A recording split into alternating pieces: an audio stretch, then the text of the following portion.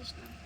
সবাইকে নৃসিংহ চতুর্দশীর অনেক অনেক শুভেচ্ছা। আজকে 22শে মে 2024। আজকে নৃসিংহ চতুর্দশী, মানে আজকের দিনে ভগবান নৃসিংহদেবের আবির্ভাব তিথি।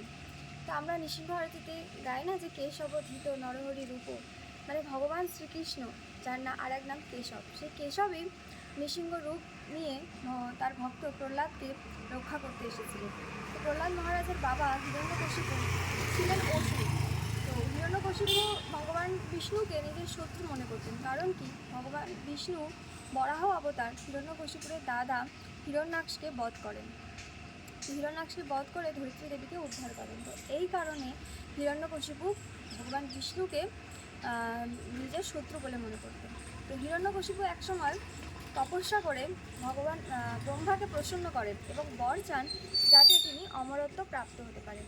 কিন্তু ব্রহ্মা নিজে বলেন যে আমার নিজের মানে মৃত্যুর সময় ঠিক আছে, তো আমি কি করে কাউকে অমরত্ব প্রদান করতে পারি। তো এই জন্য হিরণ্যকশিপু অনেক চালাকি করে নিজের বুদ্ধি চালিয়ে এমন বর ব্রহ্মার কাছ থেকে আদায় করে যাতে সে অমরত্ব থাকতে পারে। তো হিরণ্যকশিপু ব্রহ্মার কাছে প্রার্থনা করেন যে তাকে যেন কেউ বধ করতে না পারে, না কোনো মানুষ না কোনো জানোয়ার। সে যেন সন্ধেবেলায় বা সকালবেলায় কখনোই না মারা যায়। তারপরে তাকে যেন না শস্ত্র না অস্ত্র কোনো কিছু দ্বারাই যেন বধ করা সম্ভব না হয়। কিন্তু সে যখন পরবর্তীকালে জানতে পারলেন যে তার নিজের সন্তান প্রহ্লাদ মহারাজ ভগবান বিষ্ণুর খুব ভক্তি করেন, তখন সে নিজের সন্তান প্রহ্লাদ মহারাজকেই অনেক অত্যাচার শুরু করেন। তো এই কারণে তো প্রহ্লাদ মহারাজ যখন বলেন যে তুমি এরকম কেন করছো, ভগবান বিষ্ণু সবার মধ্যেই অবস্থান করছে, তোমার মধ্যেও আছে আমার মধ্যেও আছে।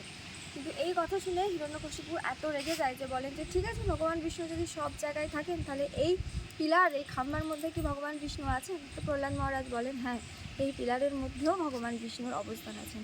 তো সেই কথা শোনার পরে হিরণ্যকশিপু সেই পিলারটাকে আঘাত করেন, আর ভগবান নরসিংহদেব তার ভক্ত প্রহ্লাদের সেই কথা রাখার জন্য যে পিলারের মধ্যেও ভগবান আছেন, তো সেই পিলার থেকেই তিনি আবির্ভূত হন এবং হিরণ্যকশিপুকে বধ করেন। কিন্তু ভগবানের হাতে বধ হওয়াও অনেক সৌভাগ্যর। যে ভগবান নৃসিংহদেব এত কৃপালু যে হিরণ্যকশিপুকে বধ করে তাকে মুক্তি প্রদান করেন এবং ভক্ত প্রহ্লাদকে রক্ষা করেন। ভগবান কৃষ্ণ গীতায় বলেছেন যে আমার ভক্তের কখনো বিনাশ হয় না, আমার ভক্তকে আমি সবসময় রক্ষা করি। তো সেই কথা ভগবান নৃসিংহদেব রেখেছেন এবং তিনি তার ভক্ত প্রহ্লাদ মহারাজকে অবশ্যই রক্ষা করেছেন। তো এই জন্য আমাদের ভক্তিতে যে বাধা বিঘ্ন আসে, এটা কাটানোর জন্য আমাদের অবশ্যই নৃসিংহদেবের কাছে প্রার্থনা করা উচিত এবং জীবনের বাধা বিপত্তিও সেটা ভগবান তো দেখবেন অবশ্যই। এই জন্য সবাই নৃসিংহ চতুর্দশী পালন করুন এবং বেশি বেশি জপ করুন আজকের দিনে। হরে কৃষ্ণ। আর যদি এরকম ভিডিও আরও পেতে চান তাহলে কৃপা করে আমার চ্যানেলটা সাবস্ক্রাইব করুন, কৃষ্ণ কথা উইথ নির্মলা। হরে কৃষ্ণ।